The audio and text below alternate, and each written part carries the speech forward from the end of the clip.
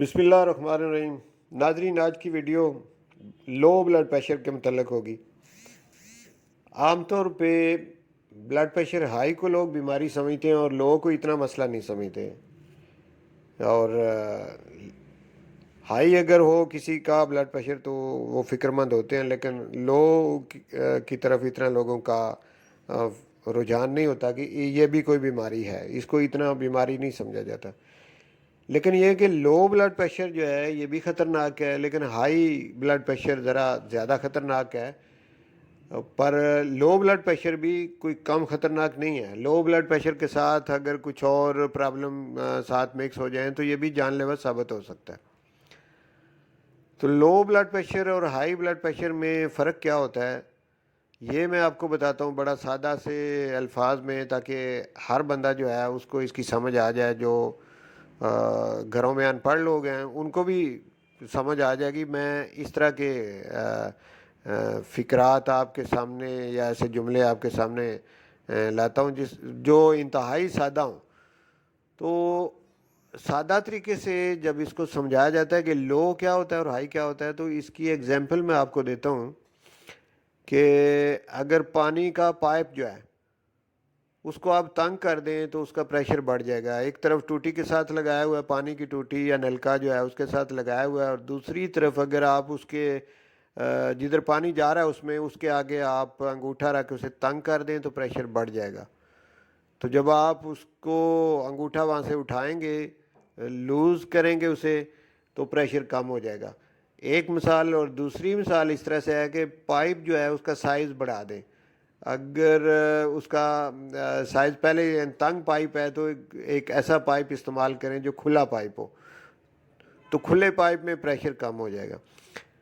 تو اس سے میرا خیال ہے آپ کو سمجھ آ گئی ہوگی کہ بلڈ پریشر جو ہماری خون کی نالیوں کے اندر بلڈ چلتا ہے اس کا پریشر کیسے بڑھتا ہے۔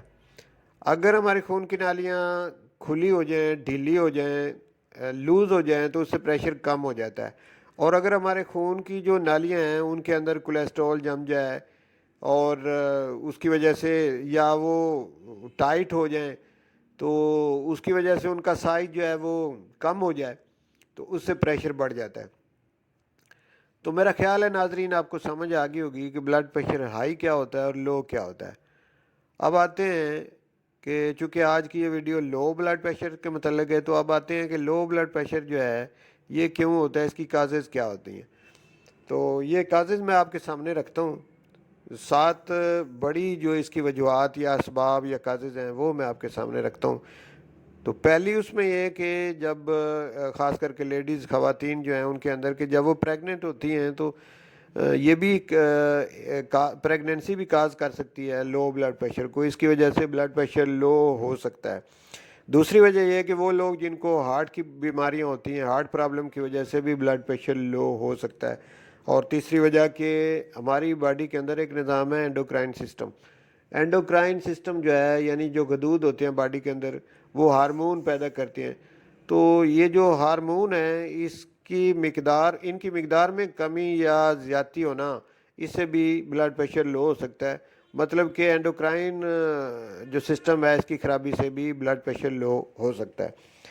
اور چوتھی وجہ اس کی بلڈ لاس ہونا، یعنی کسی بھی وجہ سے اگر باڈی کے اندر سے بلڈ نکل چکا ہے، ایکسیڈنٹ ہوا ہے، چوٹ لگی ہے، کوئی چاقو لگ گیا، کوئی چھری لگ گئی، کوئی کسی طریقے سے بلیڈنگ ہوگی، باڈی سے بلڈ نکل گیا، یا پھر اپنی مرضی سے کسی کو ڈونیٹ کر دیا بلڈ، تو اس سے بلڈ نکلنے کے بعد بھی بلڈ پریشر جو ہے اب لو ہو سکتا ہے۔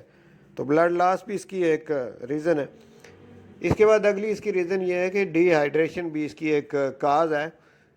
ڈی ہائیڈریشن کیا ہوتی ہے کہ جب جسم کے اندر پانی کی کمی ہو جائے، جیسے ڈائریا ہو جائے، اور مسلسل ڈائریا یعنی پتلے پخانے جو ہیں وہ پیشنٹ کو آتے ہیں، جس کی وجہ سے اس کے جسم میں پانی کی کمی ہو جاتی ہے، تو اس کو ڈی ہائیڈریشن کہتے ہیں۔ ڈی ہائیڈریشن میں بھی بلڈ پریشر لو ہو جاتا ہے۔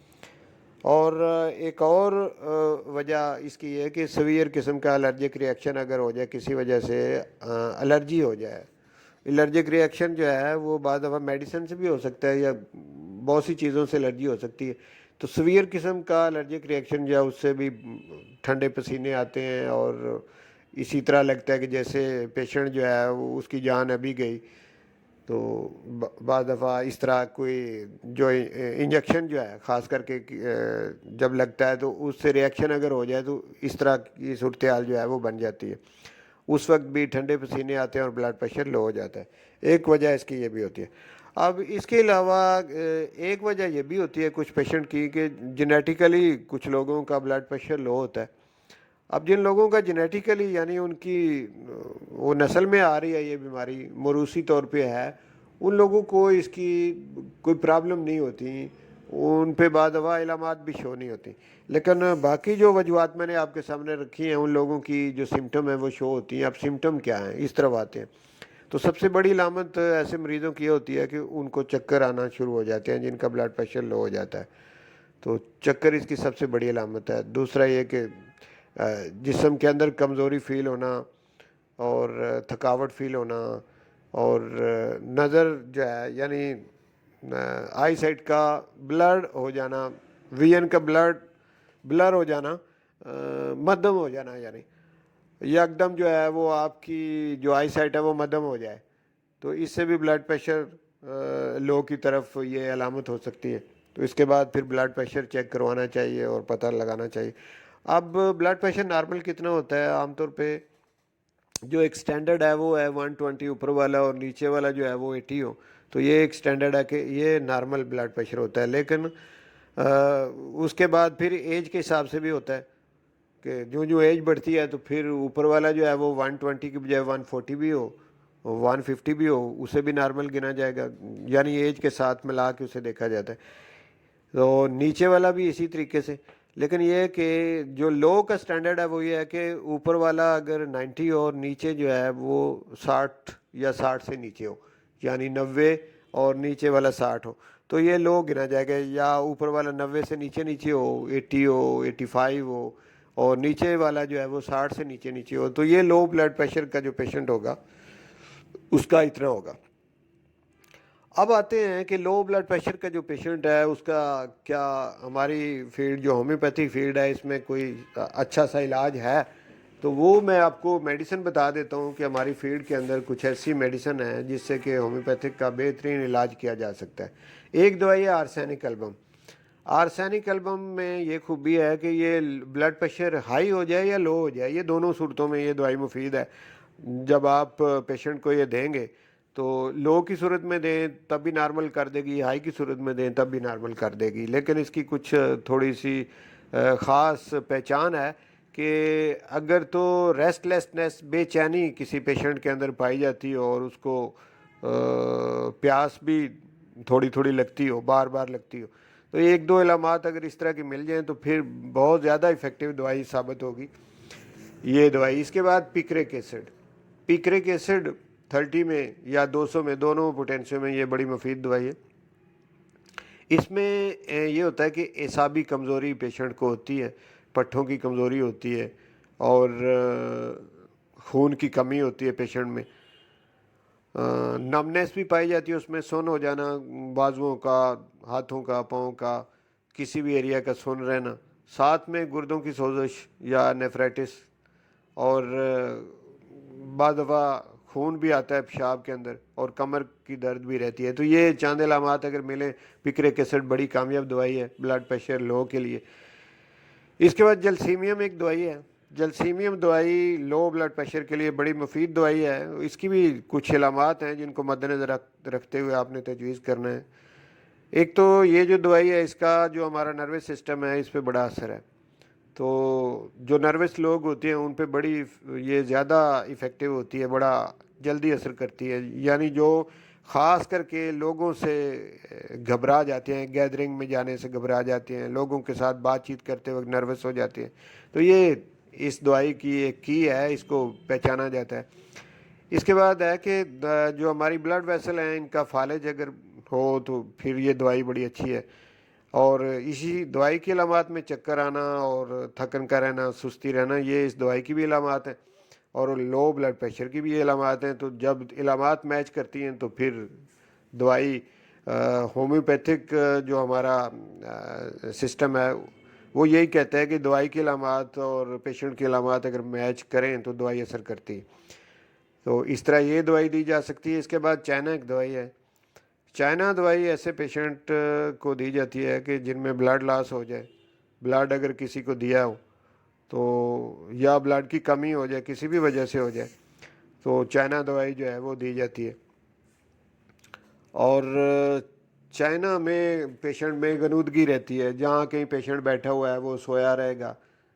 جیسے ہمارے ایک سندھ اسمبلی کے وزیر اعلیٰ تھے شاہ صاحب, وہ مجھے یاد نہیں آ رہا ان کا نام, 90 سال سے زیادہ عمر ان کی تھی, اور ان کے بارے میں اکثر یہی ہوتا تھا کہ اسمبلی کے اندر بھی سوئے رہتے تھے. تو اس طرح کا اگر پیشنٹ ہو کہ کہیں دفتر میں بیٹھا ہوا سویا ہوا کہیں بھی بیٹھا ہوا ہے تو وہ غنودگی میں چلا جائے تو یہ اس کی علامات ہیں. اس کے بعد ہے ایک دوائی کالیفاس. کالیفاس دوائی 3x میں چھوٹی پوٹینسی میں اگر آپ استعمال کریں یا 6 میں کریں یا 3 میں تو یہ بڑی شاندار دوائی ہے. تو بلڈ پریشر لو والے جو پیشنٹ ہیں اور خاص کر کے اگر ساتھ ان کو کوئی ہارٹ کا مسئلہ بھی ہو تو پھر یہ بہت مفید دوائی ہے. کلکیریا فاس ایک دوائی ہے, یہ بھی بایو کیمک سالٹ ہے. 6x میں آپ اسے استعمال کریں, لو بلڈ پریشر کی بہت شاندار دوائی ہے. اور ایک دوائی ہے کاسٹیکم. کاسٹیکم جو دوائی ہے, کوئی دماغی صدمہ ہو یا کوئی پیرالائز کا ساتھ میں مسئلہ ہو, فالج کا شکار پیشنٹ ہو اور بے خوابی اس کو رہتی ہو, تو یہ 2-3 علامات دیکھتے ہوئے کاسٹیکم کا استعمال کریں, بڑی شاندار دوائی ثابت ہوگی. اور آخر میں ایک دوائی آپ کو بتاتا ہوں جو کہ میں نے خود میرے اوپر بڑا اس نے اچھا ایفیکٹ کیا. کیکٹس دوائی ہے. تو اس کو اگر آپ مدر ٹنکچر میں دیں تو یہ لو بلڈ پریشر کے جو پیشنٹ ہیں ان کو بڑا فائدہ دیتی ہے. اور ایک دوائی اور بھی ہے نیٹرم میں. اور یہ نوجوان لڑکیاں اگر لو بلڈ پریشر کی مریضہ ہوں تو ان پہ اس کا بڑا اچھا اثر دیکھنے میں آیا. یہ ان لوگوں کے لیے ہے جو کہ نمک کا استعمال زیادہ کرتے ہوں, نمکین چیزیں بہت لائک کرتے ہوں. اگر وہ لوگ اس مسئلے میں شکار ہوں تو نیٹرم میں اور بڑی شاندار دوائی. تو ناظرین, میں نے اس ویڈیو میں لو بلڈ پریشر کے متعلق آپ کو کافی انفارمیشن دی ہے اور ساتھ میں ہومیوپیتھک دوائیاں بھی بتائی ہیں. مجھے امید ہے یہ ویڈیو آپ کے لیے بڑی مفید ثابت ہوگی. آپ اس سے خود بھی فائدہ اٹھائیں اور آپ اسے شیئر کر کے دوسروں کو بھی فائدہ اس کا پہنچائیں. انشاءاللہ اسی طرح کی اور ویڈیو لے کر آپ کی خدمت میں حاضر ہوتا رہوں گا. اس وقت تک آپ اپنے میزبان ڈاکٹر ارشد چودھری کو اجازت دیں. بہت شکریہ.